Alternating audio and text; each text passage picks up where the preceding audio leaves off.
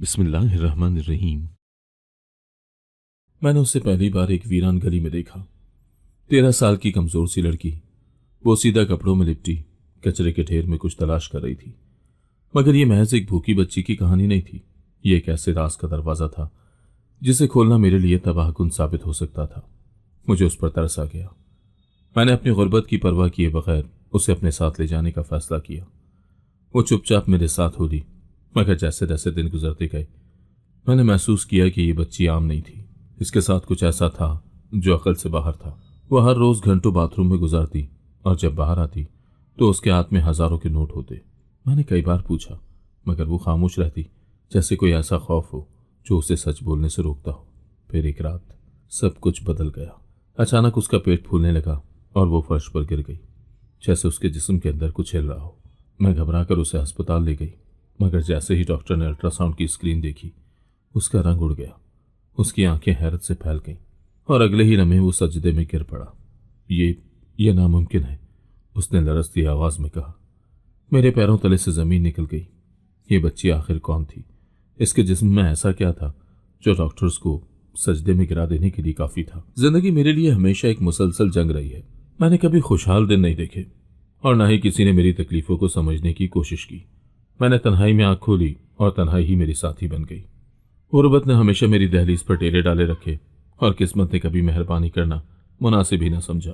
मैंने बचपन में माँ बाप खो दिए और उस दिन के बाद मुझे एहसास हुआ कि दुनिया में कोई किसी का नहीं होता।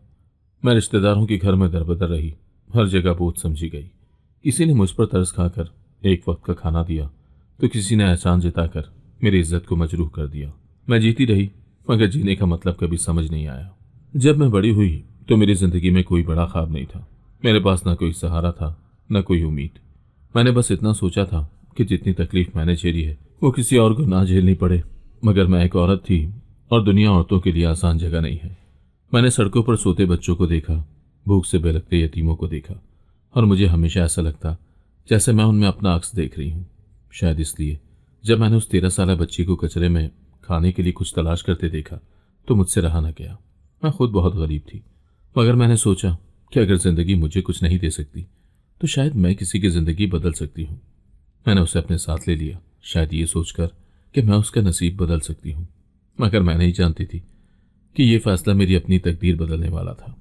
वो बच्ची मेरी जिंदगी में सिर्फ पनाह लेने नहीं आई थी, मेरे माजी, मेरे हाल और शायद मेरे मुस्तकबिल का एक ऐसा दरवाजा खोलने वाली थी जिसे खोलने की हिम्मत मैंने कभी न की थी। ये बाजार की एक गली थी जहां कचरे का ढेर लगा था। शाम का वक्त था, धूप की सुर्खी आहिस्ता आहिस्ता मान पड़ रही थी और हल्की ठंडी हवा चल रही थी। मैं राशन खरीद कर घर वापस जा रही थी कि अचानक मेरी नजर एक दुबली पतली कमजोर सी बच्ची पर पड़ी जो कचरे के ढेर में कुछ तलाश कर रही थी। उसके गंदे और फटे पुराने कपड़े देखकर वाज़ेह था कि वो कई दिनों से नहाई नहीं थी। उसके बाल उलझे हुए थे और चेहरा धूल और मिट्टी से स्याह पड़ा था। मेरा दिल जोर से धड़कने लगा। मैंने सोचा, या अल्लाह, ये बच्ची इतनी छोटी उम्र में यूं सड़क पर क्यों है? मैंने आसपास देखा, शायद कोई उसका घर वाला हो, मगर कोई ना था। बेटा, तुम यहाँ क्या कर रही हो? मैंने झिझकते हुए पूछा। बच्ची ने चौंक कर मेरी तरफ देखा। उसकी आंखों में खौफ था, जैसे वो हर इंसान को दरिंदा समझती हो। उसने फौरन अपनी नजरें झुका ली और कचरे के ढेर से एक बासी रोटी निकालकर जल्दी से मुंह में डाल दी। मेरा दिल पिघल गया। बेटा चलो मेरे साथ, मैं तुम्हें खाना दूंगी। वो एक लम्हे को रुकी, फिर पीछे हट गई, जैसे मैं उसे धोखा दे रही हूँ। नहीं, मुझे भूख नहीं है, वो सरगोशी में बोली, मगर उसकी कमजोर आवाज और हड्डियों का ढांचा जिस्म कुछ और ही कह रहा था। डरो मत, मैं तुम्हें कुछ नहीं कहूंगी। तुम्हारा कोई नहीं है? उसने आहिस्ता से सर हिला दिया। नहीं, मुझे समझ ही नहीं आया कि क्या करूं। मेरे पास पहले ही वसाइल कम थे, मगर उस बच्ची को यूं छोड़ देना भी जालिमाना होता। मैंने एक फैसला कर लिया, चलो मेरे साथ। बच्ची कुछ लम्हे झिझकी, फिर आहिस्ता आहिस्ता मेरे पीछे चल पड़ी। उसे क्या मालूम था कि यह फैसला ना सिर्फ उसकी जिंदगी बल्कि मेरी किस्मत भी बदलने वाला था। मैंने सोचा था कि ये बच्ची मेरे साथ आकर सुकून का सांस लेगी, खाना खाएगी और आराम करेगी, मगर जैसे ही वो मेरे घर में दाखिल हुई मुझे अजीब सा एहसास हुआ, जैसे कुछ ठीक नहीं था। मैंने खाने के लिए दस्तरखान लगाया और नरमी से कहा, बेटा आओ खाना खा लो। वो खामोशी से कुर्सी पर बैठी, मगर उसकी हरकत आम बच्चों जैसी नहीं थी। वो खौफजदा थी, जैसे उसे यकीन ही ना हो कि कोई उसे नुकसान नहीं पहुंचाएगा। उसने प्लेट की तरफ देखा, फिर बगैर चम्मच के अपने हाथों से खाने लगी। मैंने रोका नहीं, शायद वो ज्यादा दिनों से भूखी थी।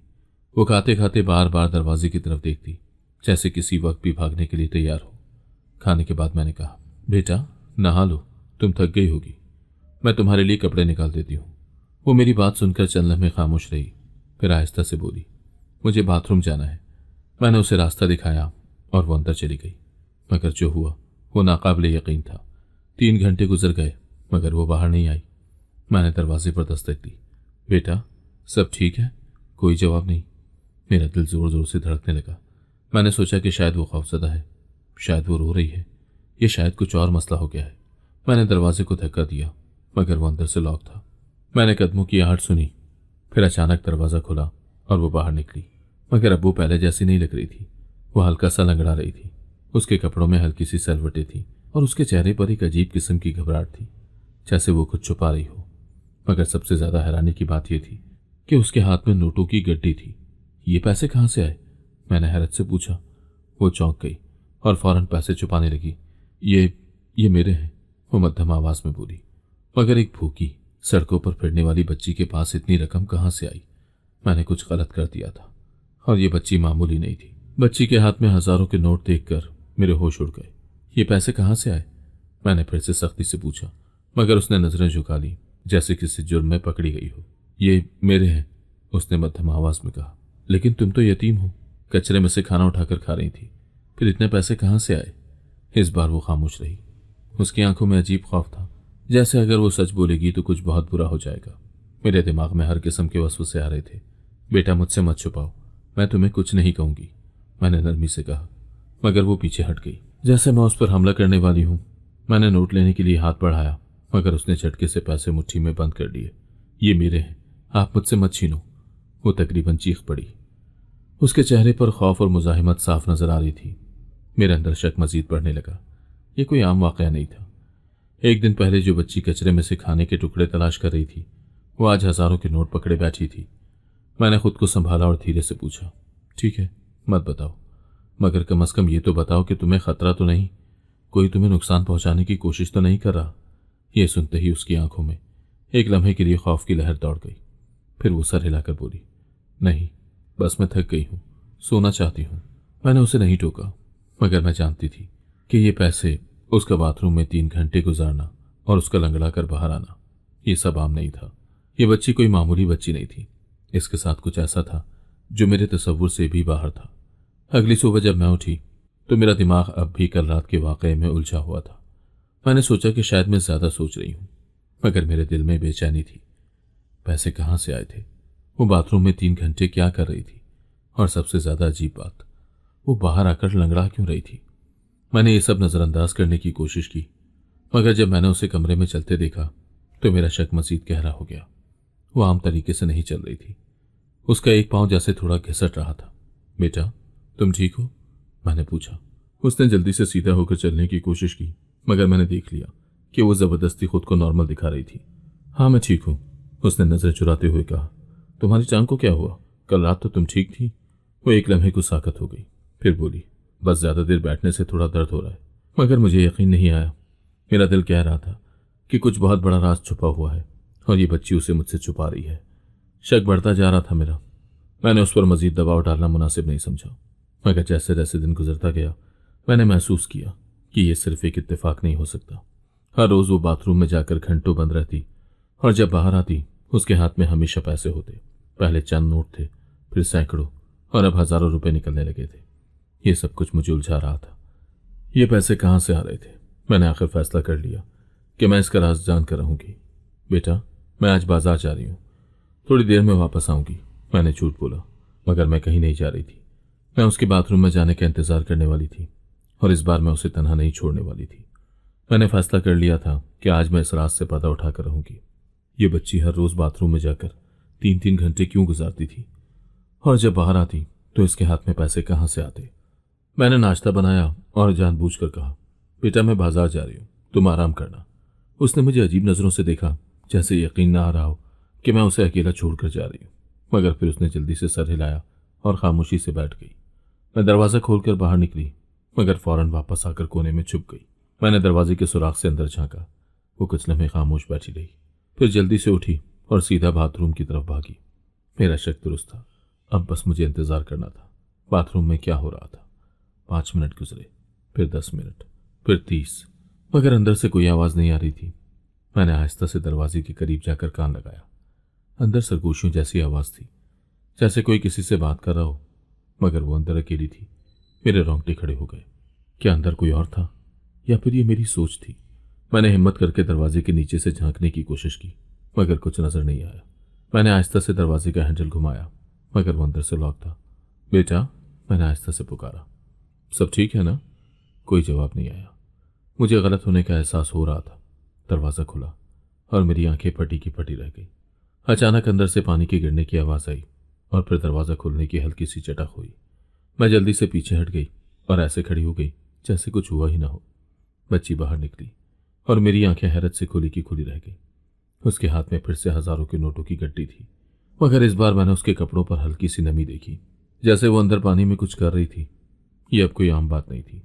मेरी आंखों के सामने एक ऐसी चीज हो रही थी जो हकीकत से बाहर लगती थी। ये बच्ची हर बार बाथरूम में जाकर कई घंटे गुजारती और जब बाहर आती तो इसके हाथों में हजारों के नोट होते। अगले दिन मैंने खुद को मसरूफ जाहिर किया, मगर मेरा दिमाग मुसलसल काम कर रहा था। मुझे आज हकीकत जाननी थी। मैंने चुपके से अपनी एक पुरानी चाबी निकाली जो शायद पुराने वक्तों में किसी दरवाजे के लिए इस्तेमाल होती थी। मैंने सोचा कि अगर मैं सही वक्त पर चाबी से दरवाज़ा खोल सकी तो शायद मैं हकीकत जान पाऊंगी। जैसे ही शाम हुई, वो बच्ची एक बार फिर दबे पांव बाथरूम में चली गई और दरवाज़ा अंदर से लॉक कर लिया। मेरा दिल जोर जोर से धड़कने लगा।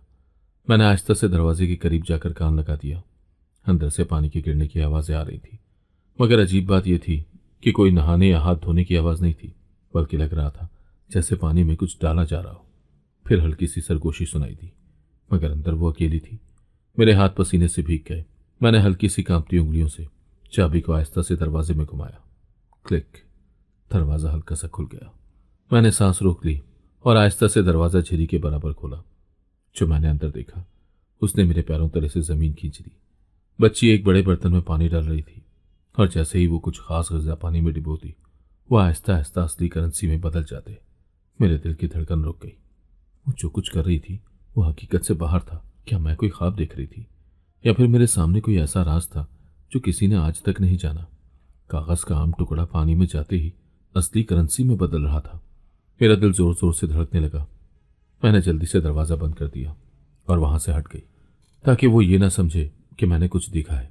मैं उस वक्त खुद को काबू में रखना चाहती थी, मगर मेरे अंदर सवालों का तूफान उठ रहा था। मैंने फैसला किया कि मैं उसे जल्दी परेशान नहीं करूंगी। मुझे ये देखना था कि आया ये सब कुछ उसके काबू में है या फिर वो खुद किसी बड़ी साजिश का शिकार है। रात को जब वो सो गई तो मैं आहिस्ता आहिस्ता उसके करीब गई और फिर मेरी नजरें उसके जिस्म पर पड़ी। उसकी कमर और पेट पर गहरे निशानात थे, जैसे कोई पुरानी सर्जरी हुई हो। मैंने हैरत से करीब होकर देखा, ये आम जख्म नहीं थे। मेरे रोंगटे खड़े हो गए। मैंने फैसला कर लिया कि अब मैं ये राज जानकर ही रहूंगी। मैंने उस बच्ची के जिस्म पर मौजूद अजीब निशानात देखे, मगर उससे कुछ कहने के बजाय खामोश रही। मैंने सोचा कि अगर मैंने जल्दबाजी की तो शायद वो मुझ पर एतमाद न करे। मैंने खुद को पुरसुकून रखा, लेकिन मेरा जहन मुसलसल इसी बात में उलझा रहा। अगले दिन मैंने महसूस किया कि वो मामूल से ज्यादा थकी हुई और सुस्त लग रही थी। उसकी आंखों के गिर्द हल्के पड़ गए थे और वो निवाला तोड़ तोड़ कर खा रही थी। मैंने कुछ कहने के लिए मुंह खोला ही था कि अचानक वो कराते हुए पेट पकड़कर नीचे गिर गई।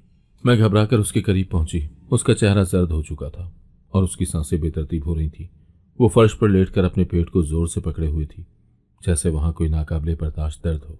ज़ैनब, क्या हुआ तुम्हें? मैंने उसे सहारा देने की कोशिश की, मगर वो दर्द से तड़प रही थी।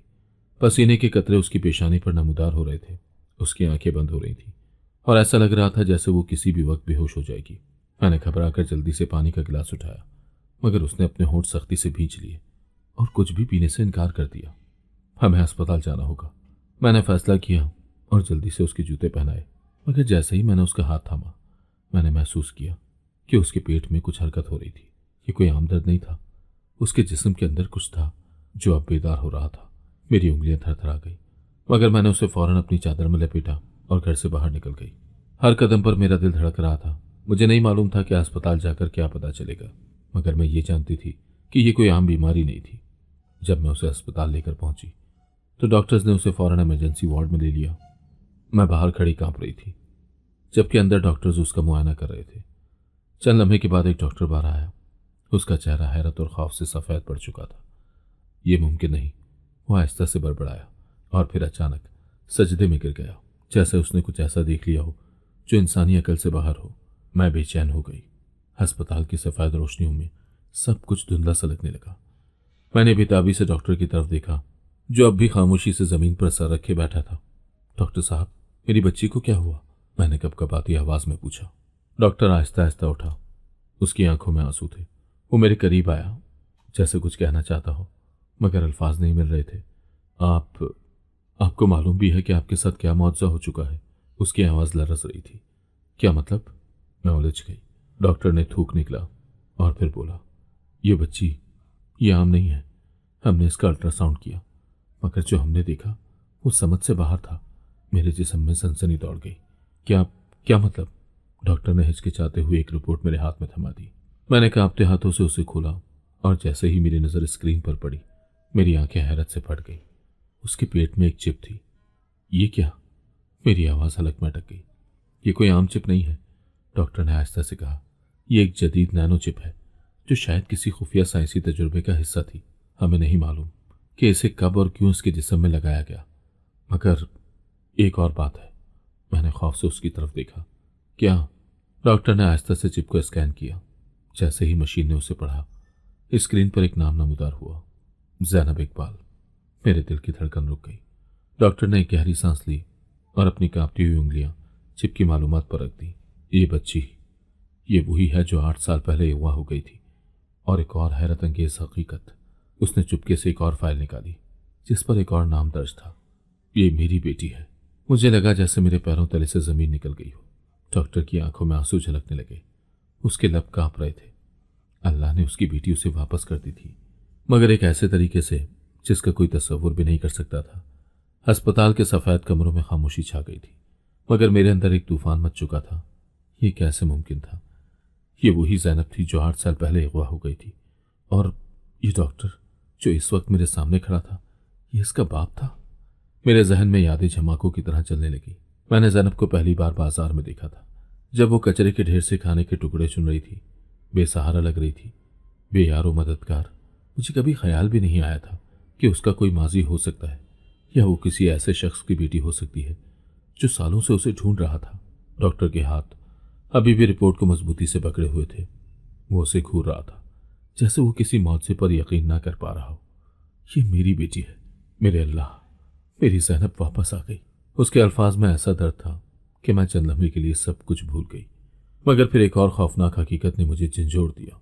अगर ज़ैनब उसकी बेटी थी, तो फिर वो इतने साल कहाँ थी? उसके जिस्म में ये चिप किसने लगाई थी, और क्यों? ज़ैनब बेहोश पड़ी थी। उसके मासूम चेहरे पर अभी भी तकलीफ के आसार थे। डॉक्टर ने उसके माथे पर हाथ रखा, जैसे बरसों की जुदाई के बाद अपनी बेटी को पहचानने की कोशिश कर रहा हो। ये सब कैसे हुआ? मेरी आवाज़ लरस रही थी। डॉक्टर ने मेरी तरफ देखा। उसकी आंखों में अजीब सी रोशनी थी। ज़ैनब 8 साल पहले अगवा हुई थी, मगर पुलिस को कभी उसका कोई सुराग नहीं मिला। मैंने उसे हर जगह तलाश किया, मगर वो जैसे ज़मीन में समा गई हो। उसने चिप की तरफ इशारा किया। ये चिप आम नहीं है, ये किसी जदीद साइंसी तजुर्बे का हिस्सा हो सकती है।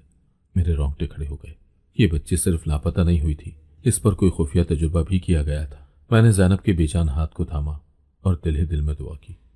ये राज अभी मुकम्मल खुला नहीं था, मगर मैं जानती थी कि अब हमारी जिंदगियां हमेशा के लिए बदलने वाली थी। अस्पताल के खामोश कमरे में ज़ैनब अभी भी बेहोश पड़ी थी। डॉक्टर एक तरफ खामोशी से बैठा था। उसके हाथ में ज़ैनब की रिपोर्ट्स थी, मगर उसकी नज़रें बार बार अपनी बेटी के चेहरे पर जा रही थी, जैसे वो हकीकत को कबूल करने के लिए खुद को तैयार कर रहा हो। मैं दरवाजे के पास बैठी थी, मगर मेरा दिमाग मुसलसल उलझा हुआ था। ये बच्ची, जिसे मैंने एक यतीम समझकर अपना लिया था, वो हकीकत में एक गुमशुदा राज थी। अचानक ज़ैनब के होंठ हिले। वो मध्यम आवाज़ में कुछ बड़बड़ाने लगी। मैं और डॉक्टर फौरन उसके करीब पहुंचे। मुझे वहां वापस नहीं जाना। ज़ैनब ने नींद में सरगोशी की। उसकी पेशानी पर पसीने के नन्हे कतरे नमूदार हो रहे थे। डॉक्टर ने हैरत से मेरी तरफ देखा। कहाँ? ज़ैनब, तुम कहाँ की बात कर रही हो? उसने नरमी से उसका हाथ थामा, जैसे वो उसे तहफ़्फ़ुज़ देने की कोशिश कर रहा हो। सफ़ेद कोट, बड़ी बड़ी रोशनी। मुझे वापस नहीं जाना, मत भेजो। मेरा दिल धड़कने लगा। ज़ैनब के अल्फाज आम नहीं थे। क्या वो किसी अस्पताल में रही थी या किसी लेबॉर्ट्री में? जैनब आंखें खोलो, मैंने आहिस्ता से कहा। जैनब की पलकें लरज़ीं और फिर वो आहिस्ता आहिस्ता होश में आने लगी। उसकी सांसें बेतरतीब थीं, जैसे वो किसी भयानक ख्वाब से जागी हो। अम्मी, वो मुझे लेने आएंगे, जैनब ने कमजोर आवाज में कहा और मेरा हाथ सख्ती से पकड़ लिया। मैंने हैरत से डॉक्टर की तरफ देखा। वो कौन? डॉक्टर ने गहरी सांस ली। मुझे लगता है कि जैनब को धीरे धीरे सब कुछ याद आ रहा है, मगर हम नहीं जानते कि ये यादें किस हद तक खतरनाक है। मैंने जैनब के चेहरे को गौर से देखा। उसकी आंखों में अभी भी खौफ था, जैसे वो किसी नाकाबिले बयान माजी से गुजर चुकी हो। ये सिर्फ एक आम लापता होने का मामला नहीं था, ये कुछ और था, कुछ ऐसा जो अभी मुकम्मल सामने नहीं आया था। और शायद जब ये मुकम्मल हकीकत सामने आएगी तब हम सब के लिए सब कुछ बदल चुका होगा। जैनब होश में तो आ गई थी, मगर उसकी आंखों में अभी भी वही खौफ था, जैसे कोई साया उसके जहन पर छाया हुआ हो। डॉक्टर ने उसकी नब्ज चेक की और मैंने पानी का गिलास उसके लबों से लगा दिया, मगर वो कुछ भी बोलने को तैयार नहीं थी। बेटा, क्या तुम्हें याद है कि तुम कहाँ थी? मैंने नरमी से पूछा। जैनब ने आहिस्ता से सर झुका लिया, जैसे वो अपनी याददाश्त के किसी हिस्से को सोचने की कोशिश कर रही हो, मगर अल्फाज नहीं मिल रहे थे। डॉक्टर ने गहरी सांस ली। हमें जैनब पर ज्यादा दबाव नहीं डालना चाहिए, याददाश्त खुद ब खुद वापस आ जाएगी, मगर हमें तहम्मुल से काम लेना होगा। मैंने इस बात में सर हिला दिया, मगर मेरे दिल में अजीब सी बेचैनी थी। मुझे महसूस हो रहा था कि जैनब को सिर्फ वक्त की ज़रूरत नहीं थी, बल्कि उसे किसी ऐसे शख्स की ज़रूरत थी जो उसके खौफ को समझे। अगली सुबह जब मैं नाश्ता लेने के लिए अस्पताल की कैंटीन की तरफ जा रही थी, मैंने नोट किया कि कुछ नर्सें सरगोशियों में जैनब के बारे में बात कर रही थी। वो बच्ची कहाँ से आई पता नहीं, मगर मैंने सुना है कि डॉक्टर इकबाल उसे बहुत संजीदगी से ले रहे हैं, जैसे वो उसे पहले से जानते हों। और तुम्हें पता है, एक और अजनबी आदमी आया था, जैनब के बारे में पूछ रहा था। मेरे कदम वहीं रुक गए। कोई जैनब के बारे में क्यों पूछ रहा था? मैंने फौरन पलटकर इधर उधर देखा, मगर कुछ गैर मामूली नजर नहीं आया। मगर मेरे अंदर एक एहसास जाग चुका था कि ये सब आम नहीं था, कोई था जो जैनब पर नजर रखे हुए था। जब मैं वापस जैनब के कमरे में गई तो मैंने दरवाजा अंदर से लॉक कर लिया। डॉक्टर साहब, हमें जैनब को यहां से ले जाना होगा। मेरी आवाज लरस रही थी। क्या हुआ? डॉक्टर ने हैरानी से पूछा। कोई अस्पताल में इसके बारे में पूछ रहा था, यह खतरनाक हो सकता है। डॉक्टर के चेहरे पर तनाव फैल गया। वो चंद लम्हे खामोश रहा, फिर आहिस्ता से बोला, ठीक है, हमें जैनब को एक महफूज जगह ले जाना होगा। हम अब एक ऐसे सफर पर निकलने वाले थे जहां खतरा हमारी हर हरकत पर नजर रखे हुए था। हमने जल्दी से अस्पताल को छोड़ने की तैयारी की। डॉक्टर ने अपनी गाड़ी निकाली और मैंने जैनब को आरामदेह कंबल में लपेट दिया। वो अब भी कमजोर थी, मगर उसकी आंखों में एक अनजाना खौफ तैर रहा था। बेटा, हम कहीं जा रहे हैं, मगर तुम बिल्कुल महफूज हो, ठीक है? मैंने नरमी से कहा। जैनब ने कोई जवाब नहीं दिया, बस खामोशी से गाड़ी की खिड़की से बाहर देखती रही। मैंने डॉक्टर की तरफ देखा। उसकी पेशानी पर पसीने के नन्हे कतरे चमक रहे थे। यह पहला मौका था जब मैंने उसे इतना परेशान देखा। गाड़ी सुनसान रास्तों पर दौड़ रही थी। शहर की रोशनियां पीछे छूटती जा रही थी और हम जंगल के करीब पहुंच चुके थे। डॉक्टर के एक करीबी दोस्त का फार्म हाउस यहां मौजूद था, जो सालों से खाली था। यह वो जगह थी जहां हमें कुछ वक्त के लिए छुपना था। फार्म हाउस पहुंचकर मैंने जैनब को बिस्तर पर लेटाया और डॉक्टर ने दरवाजे और खिड़कियां चेक की, ताकि ये यकीनी बनाया जा सके कि कोई हमारा पीछा ना कर रहा हो। यहां कुछ दिन रुकना होगा, डॉक्टर ने आहिस्ता से कहा, जब तक हमें ये पता न चल जाए कि असल में हमारे पीछे कौन है। रात के किसी पहर अचानक जैनब की तरफ से मध्यम सरगोशियों की आवाजें आई। मैंने चौंक कर उसकी तरफ देखा। वो नींद में कुछ बड़बड़ा रही थी, जैसे किसी ख्वाब में डूबी हुई हो। मुझे बंद मत करो, मुझे जाने दो। मैंने आहिस्ता से उसके कंधे पर हाथ रखा, मगर जैसे ही मैंने उसे छुआ, वो एक जोरदार चीख के साथ जाग उठी। वो आ रहे हैं, वो चीखे और कांपने लगी। मैंने जल्दी से उसे गले से लगाया। बेटा, कोई नहीं आ रहा, तुम महफूज हो। मगर जैनब की आंखों में अब भी खौफ था। वो तेजी से सांस ले रही थी, जैसे किसी अनजानी जगह की यादें उसके जहन में वापस आ रही हों। वो कौन? मैंने आहिस्ता से पूछा। जैनब ने हिचकिचाते हुए कहा, वो सफेद कोट वाले लोग जो मुझे सोने नहीं देते थे। मेरा दिल दहल गया। ये बच्ची किसी आम मुजरिम के चुंगल में नहीं थी, बल्कि किसी बड़ी और पुरस्कार तंजीम के हाथों में रही थी। जैनब की खौफजदा आंखें अभी तक खुली थी और उसकी सांसें बेतरतीब हो रही थी। मैंने जल्दी से उसे दिलासा दिया, मगर मेरे अंदर एक अजीब सा खौफ सरायत कर चुका था। सफेद कोट वाले लोग। मैंने डॉक्टर की तरफ देखा, जो अब संजीदगी से जैनब को देख रहा था। ये कौन लोग हो सकते हैं? डॉक्टर ने आहिस्ता से कहा। यह आम अगवाकार नहीं लगते। जैनब का केस एक आम गुमशुदगी का केस नहीं है, ये कुछ और है। अगले दिन जब जैनब गहरी नींद में थी, डॉक्टर ने उसका मुकम्मल मुआयना करने का फैसला किया। उसकी सेहत पहले से बेहतर हो रही थी, मगर वह अब भी कमज़ोर लग रही थी। मैं जैनब का कुछ मज़ीद तिब्बी मुआयना करना चाहता हूँ, डॉक्टर ने आहिस्ता से कहा। शायद हमें कुछ ऐसे शवाहिद मिल जाएं जो इसके माजी के बारे में मज़ीद वजाहत दे सके। मैंने इस बात में सर हिलाया। हमें जैनब के राज को खोलना ही था। जब डॉक्टर ने जैनब की जिल्द का जायज़ा लिया, हम दोनों हैरान रह गए। जैनब की जिल्द आम बच्चों की तरह नहीं थी। जैसे ही डॉक्टर ने उसके बाजू पर रोशनी डाली, एक हल्का सा नीला निशान झिलमिलाने लगा जो आम रोशनी में नजर नहीं आ रहा था। ये क्या है? मैंने हैरानी से पूछा। डॉक्टर ने गौर से निशान को देखा और सरगोशी की। यह आम निशान नहीं है, ये किसी खास केमिकल का रद्द-ए-अमल लगता है जो कि रोशनी या किसी मखसूस दर्जाए हरारत में जाहिर होता है। मेरी आंखें हैरत से फैल गईं। ये मुमकिन नहीं था। क्या जैनब पर कोई तजुर्बा किया गया था? मेरी आवाज़ लरस रही थी। डॉक्टर खामोश था। उसकी आंखों में कुछ ऐसा था जो वो कह नहीं पा रहा था। ये सब कुछ एक आम हादसा नहीं था, उसने आखिरकार कहा। जैनब के जिस्म में कुछ ऐसा है जो आम नहीं, और शायद यही वजह है कि वो लोग इसे दोबारा लेना चाहते हैं। मेरे जिस्म में सनसनाहट दौड़ गई। जैनब सिर्फ एक यतीम नहीं थी, वो किसी साइंसी राज का हिस्सा थी, और जो भी ये राज जानना चाहता था वो किसी भी कीमत पर जैनब को वापस ले जाना चाहता था। जैनब की जिल्द पर नमूदार होने वाले अजीब निशानात ने हम दोनों को हैरान और परेशान कर दिया था। यह सिर्फ एक आम गुमशुदगी का मामला नहीं था। जैनब के साथ कुछ ऐसा हुआ था जो हमारी सोच से भी आगे था। डॉक्टर ने अपनी जेब से एक खास स्कैनिंग डिवाइस निकाली जो जिल्द के नीचे छुपी किसी भी गैर मामूली चीज को जाहिर कर सकती थी। जैसे ही उसने जैनब के बाजू पर आहिस्ता से आला चलाया, स्क्रीन पर कुछ कोड्स नमूदार होने लगे। ये क्या है? मैंने हैरत से पूछा। डॉक्टर ने गहरी सांस ली। ये कोई खुफिया निशान है। जैनब के जिस्म में कोई ऐसी शनाख्त मौजूद है जो कि आम आंख से नजर नहीं आती। किसी ने जानबूझकर इसके जिस्म पर कुछ लिखा है, कोई कोड। उसी रात जब हम सो रहे थे, मैंने एक अजीब आवाज सुनी, जैसे कोई दरवाजे के करीब आया हो। मेरे दिल की धड़कन तेज हो गई। मैंने जल्दी से खिड़की के पर्दे हटाए और बाहर झांका, मगर वहां कोई नहीं था। लेकिन दरवाजे के सामने जमीन पर कुछ पड़ा हुआ था। मेरा सांस रुक गया, मेरे हाथ लरसने लगे। मैंने आहिस्ता से दरवाज़ा खोला और लिफाफा उठाया। जैसे ही मैंने उसे खोला, अंदर एक सादा मगर खौफनाक पैगाम लिखा था। तुमने जिस चीज़ को बचाने की कोशिश की वो हमारे लिए बहुत कीमती है। जैनब को वापस कर दो, वरना अंजाम बुरा होगा। मेरी उंगलियां कांप गईं। डॉक्टर, मैंने घबरा कर उसे आवाज़ दी। डॉक्टर जल्दी से बाहर आया और मैंने कांपते हाथों से उसे वो पैगाम थमा दिया। जैसे ही उसकी नजरें उस पर पड़ी, उसके चेहरे की रंगत बदल गई। ये लोग हमें ढूंढ चुके हैं, उसने सरगोशी की। अब हमें ज्यादा वक्त नहीं मिलेगा। जैनब के जिस्म पर मौजूद निशानात, उसके ख्वाब और अब ये खुफिया पैगाम, सब कुछ एक बड़ी हकीकत की तरफ इशारा कर रहा था।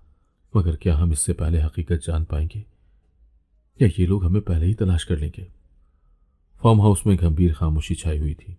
मेज पर वो पुरस्रार खत पड़ा था जिसके अल्फाज अभी भी मेरे जहन में गूंज रहे थे। जैनब को वापस कर दो, वरना अंजाम बुरा होगा। मैंने डॉक्टर की तरफ देखा जो गहरी सोच में था। उसका चेहरा सख्ती से तने हुए अजलात के साथ खौफ और परेशानी की तस्वीर बना हुआ था। ये लोग हमें ढूंढ चुके हैं, डॉक्टर ने सरगोशी की, और अब हमारे पास ज्यादा वक्त नहीं है। मगर ये लोग कौन हैं और जैनब को क्यों चाहते हैं? मैंने बेचैनी से पूछा। डॉक्टर ने एक लम्हे के लिए सोचा, फिर बोला, हमें जैनब के माजी की खोज लगानी होगी। डॉक्टर ने अपने लैपटॉप पर जैनब की पुरानी रिपोर्ट्स देखनी शुरू की।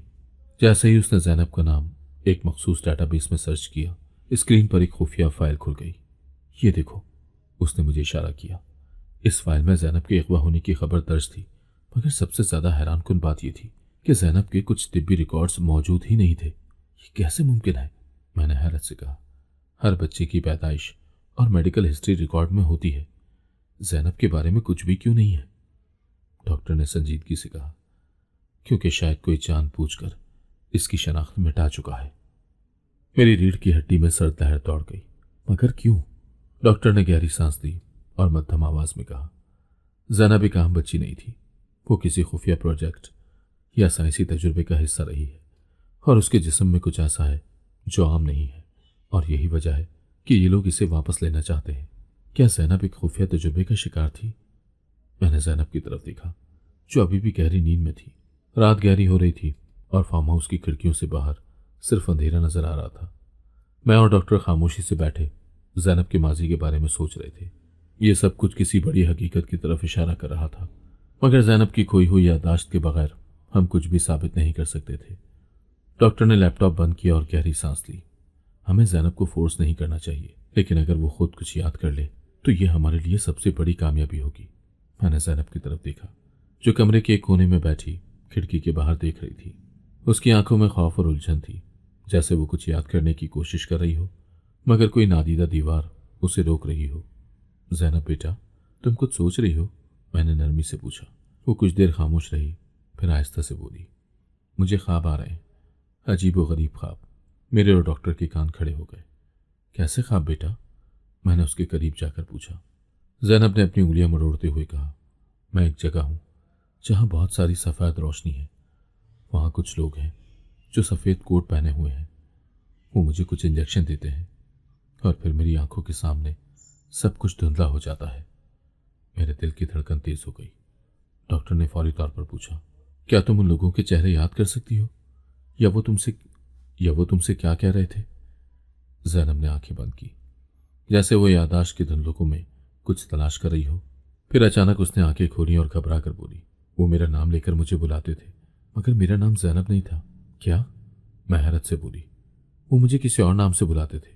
वो मुझे प्रोजेक्ट जीरो कह रहे थे। मेरे रोंगटे खड़े हो गए।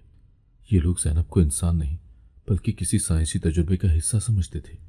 डॉक्टर ने संजीदगी से कहा, हमने सही अंदाजा लगाया था। जैनब के साथ कुछ ऐसा हुआ है जो आम नहीं है, मगर अब सवाल ये था कि जैनब का असल माजी क्या था और प्रोजेक्ट जीरो का मतलब क्या था। जैनब की बात ने सब कुछ हिलाकर रख दिया था। प्रोजेक्ट जीरो, ये अल्फाज आम नहीं थे। ये किसी आम गुमशुदा बच्ची की कहानी नहीं थी, बल्कि ये किसी बड़ी साजिश का हिस्सा लग रही थी। डॉक्टर के चेहरे पर गहरी सोच के आसार नुमाया थे। अगर जैनब को प्रोजेक्ट जीरो कहा जाता था तो इसका मतलब है ये कोई तजुर्बा था, कोई साइंसी तहकीक जिसमें जैनब को शामिल किया गया था। मैंने चौंक कर पूछा, मगर वो तजुर्बा क्या हो सकता है और ये लोग इसके पीछे क्यों हैं? डॉक्टर ने लैपटॉप खोला और कुछ खुफिया डेटाबेसेस खंगालने लगा। उसके चेहरे पर तनाव था, जैसे वो किसी बड़ी हकीकत को खोलने वाला हो। चंद मिनट के बाद उसके हाथ एक फाइल पर रुक गए। ये देखो, उसने स्क्रीन मेरी तरफ घुमाई। एक नाम सामने आया, यूनाइटेड बायोटेक रिसर्च सेंटर। ये एक बैनुल अक़वामी लेबॉर्ट्री थी जो जिन्याती तब्दीलियों और इंसानी जिस्म पर खुफिया तजुर्बात करने के इल्जामात की जद में रही थी। ये वही लोग हो सकते हैं, डॉक्टर ने पुरजोश अंदाज में कहा।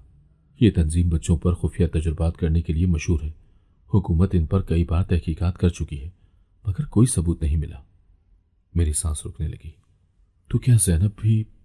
डॉक्टर ने सर हिलाया। हाँ, जैनब शायद इनके तजुर्बात का हिस्सा रही है, और चूंकि वो किसी तरह भाग निकली, अब वो उसे दोबारा से काबू में लेना चाहते हैं। अब हमें जैनब के जिस्म में होने वाली तब्दीलियों को मजीद गहराई से समझना था। डॉक्टर ने जल्दी से एक और टेस्ट किया और हैरान होकर बोला, जैनब के डीएनए में कुछ मामूली रद्दोबदल है, जैसे किसी ने इसमें कुछ खास शामिल करने की कोशिश की हो। मैंने हैरानी से पूछा, ये कैसे मुमकिन है?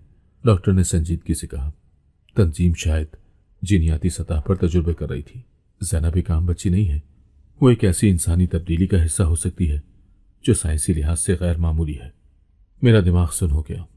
इसका मतलब है कि जैनब उन लोगों के लिए खजाना है और वो किसी भी कीमत पर उसे दोबारा लेना चाहते हैं। हमने सच्चाई का एक और दरवाज़ा खोल दिया था, मगर इसके साथ ही खतरा पहले से कहीं ज़्यादा बढ़ चुका था। हमने जितना खोजा उतना ही हकीकत हमारे काबू से बाहर होती जा रही थी। जैनब कोई आम गुमशुदा बच्ची नहीं थी, बल्कि वो किसी बड़ी साइंसी तहकीक का हिस्सा थी। एक ऐसा राज जो अगर दुनिया के सामने आ गया तो बहुत से ताकतवर लोग बेनकाब हो सकते थे। डॉक्टर ने संजीदगी से कहा, हम जैनब को हमेशा के लिए छुपा नहीं सकते। हमें इस मामले को दुनिया के सामने लाना होगा, वरना ये लोग इसे बार बार पकड़ने की कोशिश करेंगे। मगर कैसे? मैंने पूछा। डॉक्टर ने गहरी सांस दी। हमें मीडिया के पास जाना होगा। अगर यह खबर दुनिया में फैल गई तो ये लोग जैनब को नुकसान नहीं पहुंचा सकेंगे। ये एक बड़ा फैसला था, मगर हमारे पास और कोई रास्ता नहीं था। जैनब अचानक बेहोश हो गई। जैसे ही हम फार्म हाउस से निकलने की तैयारी कर रहे थे, जैनब अचानक लड़खड़ाई और जमीन पर गिर गई। जैनब, मैंने घबरा कर उसे उठाने की कोशिश की, मगर उसकी आंखें बंद हो चुकी थी और उसके जिस्म में कोई हरकत नहीं थी। डॉक्टर फौरन उसकी नब्ज चेक करने लगा। ये क्या हो रहा है? मैंने घबरा कर पूछा। डॉक्टर की आंखों में खौफ था। चिप, जैनब के जिस्म में जो चिप थी, उसने कोई नया सिग्नल भेजा है। मगर क्यों? डॉक्टर ने जल्दी से अपनी स्कैनिंग डिवाइस से जैनब के जिस्म का मुआयना किया और जो स्क्रीन पर नजर आया उसने हमें झंझोड़ कर रख दिया। किसी ने चिप को एक्टिवेट कर दिया है और अब वो जान चुके हैं कि हम कहाँ हैं। मेरी सांस रुक गई। ये लोग हमें ढूंढ चुके हैं? डॉक्टर ने सर हिलाया।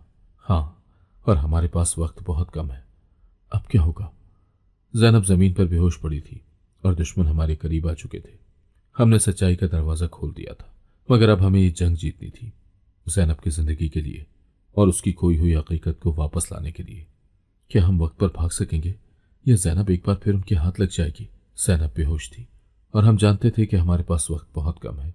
चिप एक्टिवेट हो चुकी थी और वो लोग अब हमें ढूंढ चुके थे।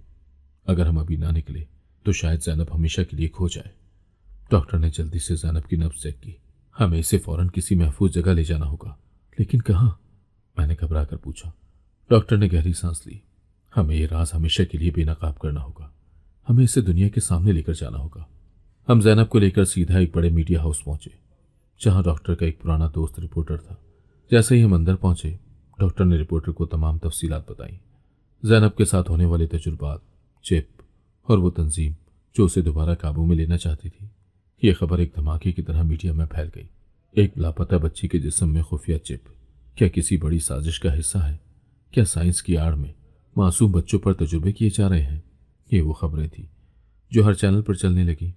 और जैसे ही ये खबर आम हुई, वो तंजीम जो जैनब के पीछे थी अचानक गायब हो गई। जैनब को नया नाम और नई शनाख्त मिल गई। हुकूमत ने जैनब को मुकम्मल तहफ़्फ़ुज़ दिया। उसकी चिप निकाल दी गई और उसका माजी हमेशा के लिए दफन हो गया। अब वो एक आम जिंदगी गुजार सकती थी। मेरी अपनी जिंदगी भी बदल गई। डॉक्टर ने मेरी तरफ देखा। तुमने जैनब को बचाया और तुमने मुझे मेरी बेटी वापस दिलाई। मैं चाहता हूं कि तुम भी हमेशा हमारे साथ रहो। मैंने हैरत से उसकी तरफ देखा।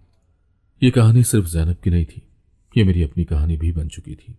मैंने यतीमे में जिंदगी गुजारी थी, मगर आज मुझे एक नया खानदान मिल चुका था।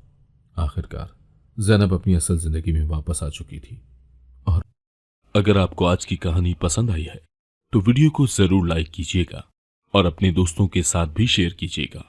और हाँ, अगर आपने अभी तक हमारा चैनल सब्सक्राइब नहीं किया तो जरूर सब्सक्राइब करें। मिलते हैं कल एक नई और दिलचस्प कहानी के साथ। अल्लाह हाफिज।